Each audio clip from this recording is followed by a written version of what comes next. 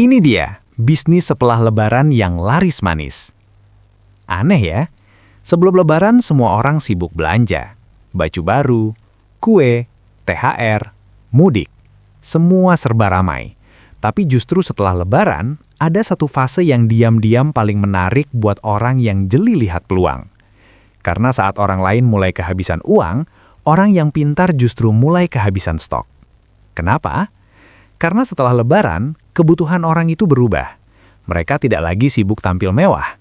Mereka mulai kembali ke hidup nyata, kembali kerja, kembali sekolah, kembali mikir cicilan, kembali mikir isi dapur, kembali mikir cara cari uang lagi. Dan disitulah peluang bisnis paling laris justru muncul. Jadi kalau selama ini kamu mikir bisnis yang ramai cuma sebelum Lebaran, kamu salah.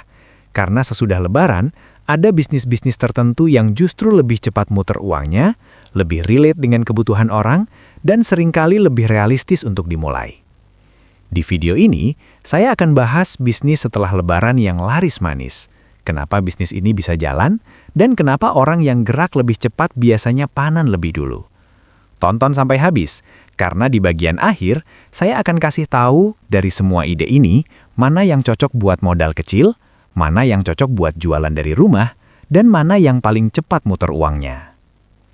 Coba bayangin situasi ini.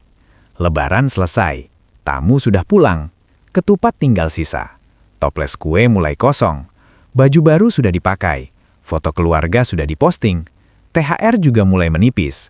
Dan di titik ini, banyak orang masuk ke mode yang berbeda. Sebelum Lebaran, orang belanja karena ingin senang. Setelah Lebaran, orang belanja karena butuh. Nah, perbedaan ingin dan butuh ini penting banget dalam bisnis. Karena bisnis yang paling cepat laris setelah Lebaran biasanya bukan yang paling mewah, tapi yang paling nyambung dengan kebutuhan harian orang setelah euforia selesai. Jadi kalau kamu sedang cari ide usaha yang timingnya pas, justru momen setelah Lebaran ini jangan dianggap sepi. Karena buat orang yang peka, ini adalah masa transisi yang sangat kaya peluang. 1. Makanan siap saji dan lauk rumahan. Setelah Lebaran, banyak orang capek. Capek fisik, capek dompet, capek beres-beres. Dan yang paling penting, capek makan makanan bersantan terus. Di titik ini, makanan rumahan yang sederhana justru jadi rebutan. Orang mulai cari sayur bening, tumisan, ayam goreng, sambal, lauk harian, menu praktis untuk kerja, sarapan cepat, dan makanan yang rasanya balik ke normal. Ini peluang besar. Kenapa? Karena setelah beberapa hari makan opor, rendang, ketupat, dan makanan berat, lidah orang pengen yang ringan dan biasa. Dan saat mereka mulai kembali kerja, mereka juga pengen solusi yang cepat. Kalau kamu bisa jual paket lauk harian, sarapan pagi, nasi bungkus sederhana atau catering mini untuk 1-3 hari, ini sangat potensial. Yang bikin laris bukan cuma rasanya, tapi karena kamu menjual kenormalan setelah masa konsumsi berlebihan.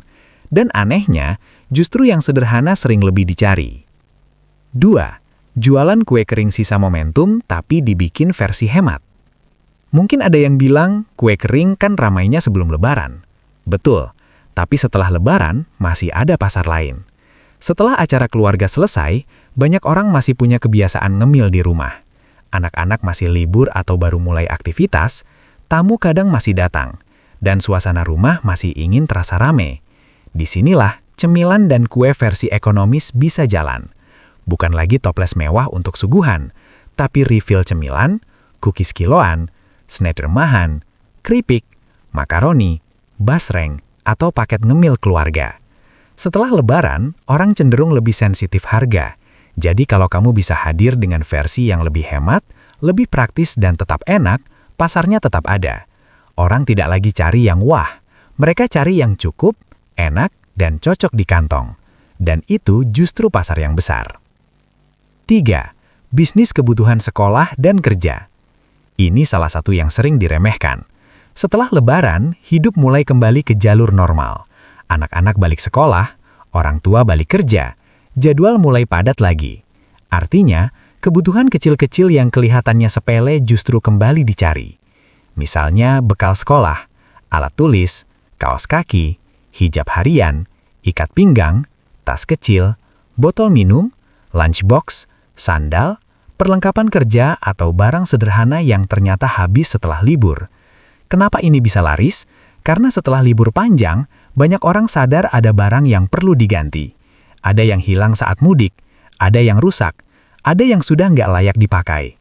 Ada yang baru ingat dibutuhkan saat aktivitas mulai jalan lagi. Jadi kalau kamu jeli, bisnis setelah lebaran bukan cuma soal makanan, tapi juga soal barang pendukung rutinitas. Dan rutinitas itu selalu punya pasar. 4. Jasa cuci, beres-beres, dan rapihkan rumah. Setelah lebaran, satu hal yang sering tersisa adalah rumah berantakan. Apalagi kalau habis kedatangan banyak tamu, mudik balik, atau punya keluarga besar. Rumah yang tadinya ramai, setelah itu meninggalkan pekerjaan rumah yang nggak sedikit.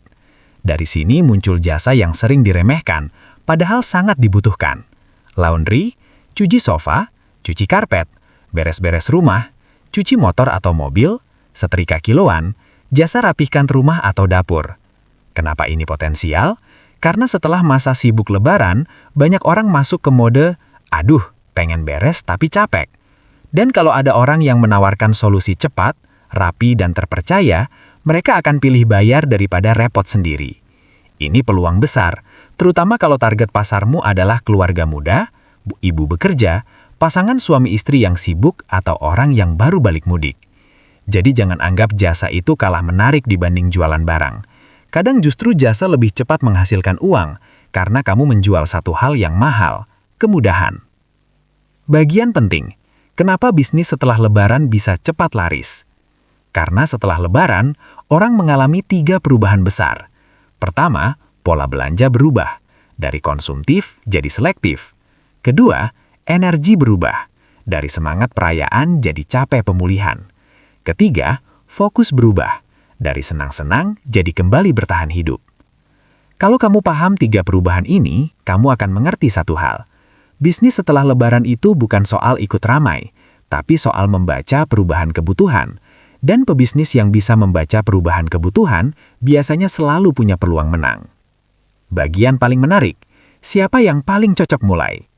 Kalau kamu modal kecil, mulai dari makanan harian, cemilan ekonomis, atau paket hemat.